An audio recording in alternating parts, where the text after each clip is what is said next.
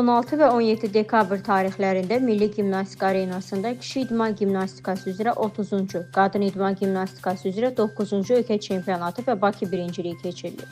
İlkin Sahilin məlumatına görə yarışda gimnastlar uşaqlar 2014, kiçiklər 2015-2016, balacalar 2017-2018, yeniyetmələr 2011-2012 və gənclər 2008, 2009, 2010, böyüklər 2007 və daha böyük yaş kateqoriyaları üzrə çıxışlarını təqdim ediblər. Yarışın birinci günündə idmançılar fərdi çoxnövçülük üzrə, ikinci günündə isə ayrı-ayrı alətlərdə dayaqlı tullanma, müxtəlif hündürlüklü qollar, gimnastika tiri, sərbəst hərəkətlər çıxışlarını nümayiş etdirəcəklər. Sonda hər kateqoriya üzrə qalib olan gimnastlar mükafatlandırılacaq.